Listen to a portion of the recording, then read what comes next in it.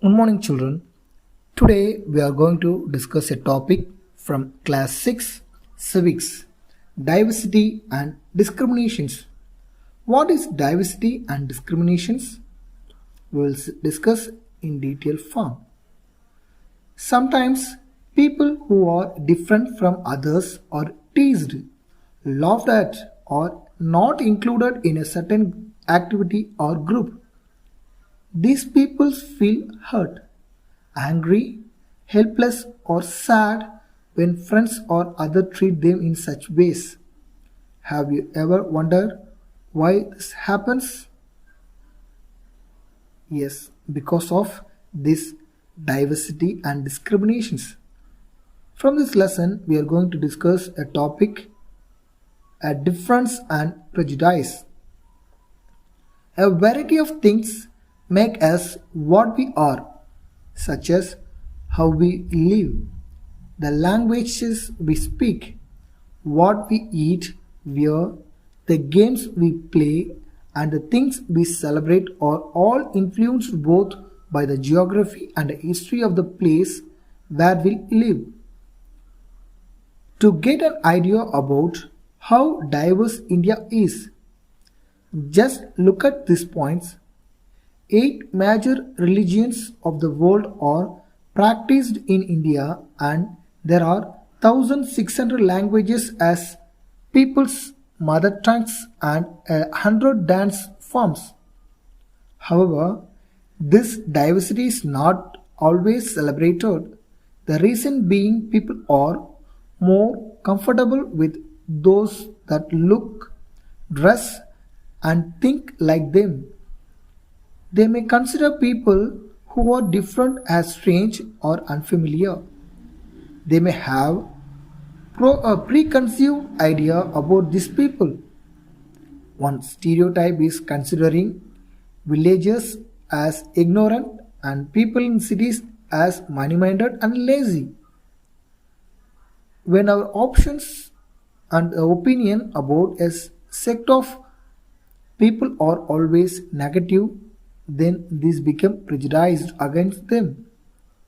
Prejudice means to judge other people negatively or see them as inferior. We can be prejudiced about many things: people's religious belief, the color of their skin, the region they come from, the accent they speak in, the clothes they wear, and more. Owning to the prejudice about others, we don't want to form friendship with them and may even act in way that hurt them. So this is a difference and prejudice. The next topic is creating stereotypes. How familiar are you with gender difference? What does it mean to be a boy or a girl? The statement, they don't cry, is generally associated with boys and means. Even as a child, when boys fall and hurt themselves, their parent and other family members often console them by saying, "Don't cry, you're a boy. Boys don't cry." Soon, even children started believing that crying is a sign of weakness. He also feels that people would tease him if he cries in front of them, so refrain from crying. Another common statement is, "This is the way boys are and this is how girls are." We accept without even thinking and start believing that each one of us must behave accordingly. We fit all boys and all girls into an image the society creates around us. When we fix people into one image, we create a stereotype, saying that those who belong to a particular country, religion, sex, race, or economic background are stringy, lazy, criminal, or dumb. is using stereotypes.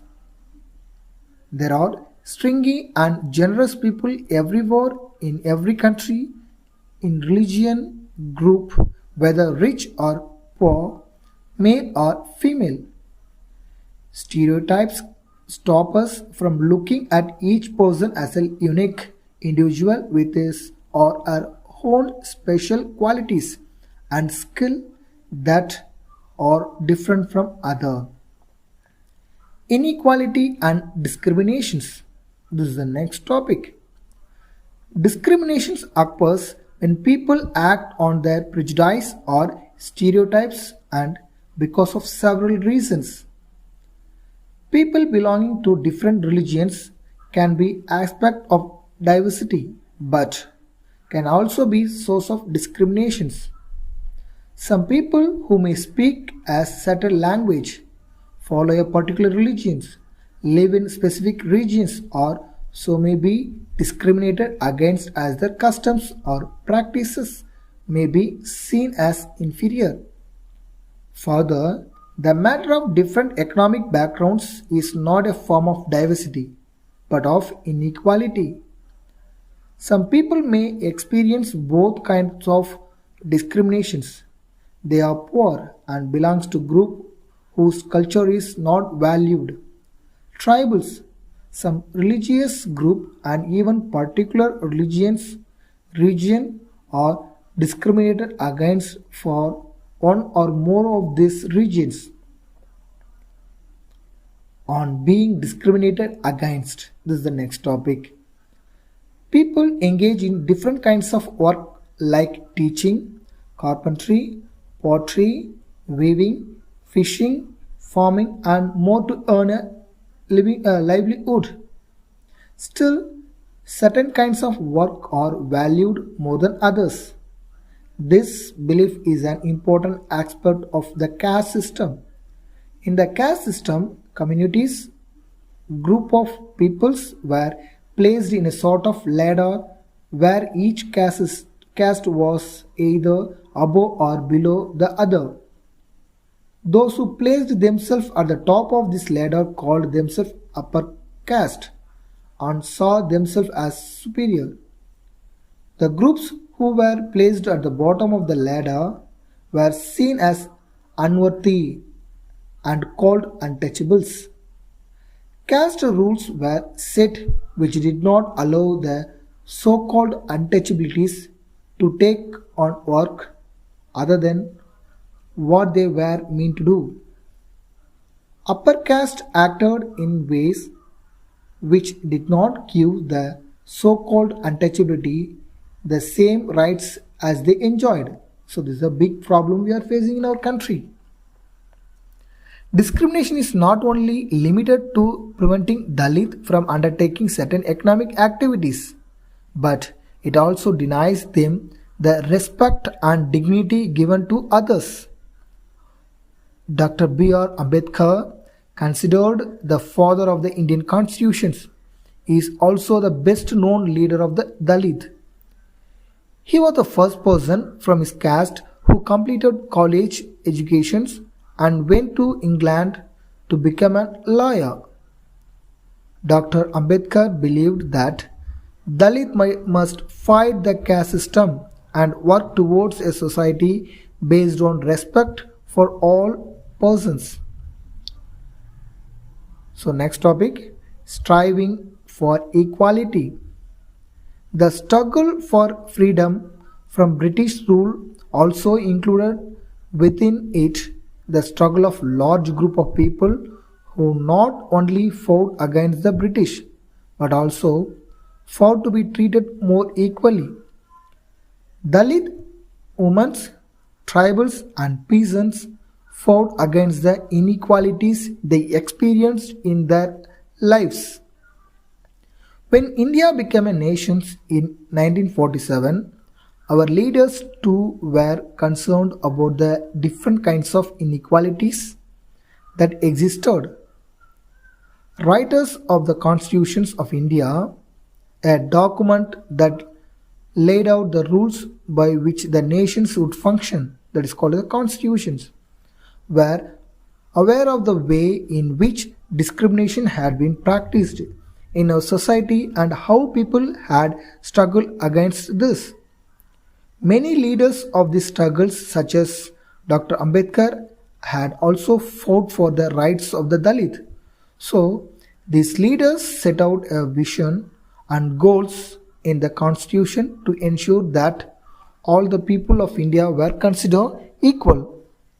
This equality of all persons is seen as a key value that unites us all as Indians. The Constitution placed responsibility on the government to take specific steps to realize these rights to equality for poor and other such marginal communities. They believed that respect for diversity was a significant element in ensuring equality. They said that the government must treat all religions equally and no one language, religion, or festival should become compulsory for all to follow.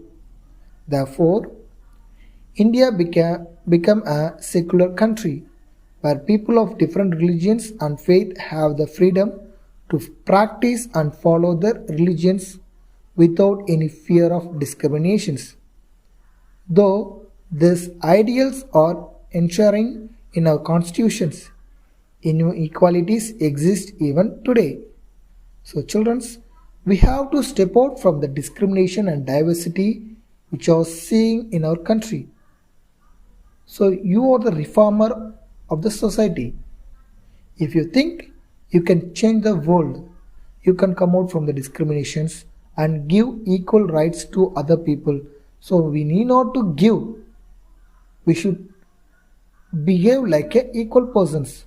So, we give respect to other people. Then they will feel their own rights.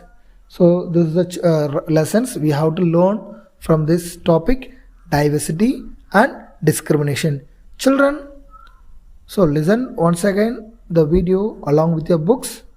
Tomorrow I will send you the notes. So refer the notes and read the lesson well. If you have any doubts, you can comment in comment box. I will clarify your doubts in next classes. Thank you, children. Have a nice day.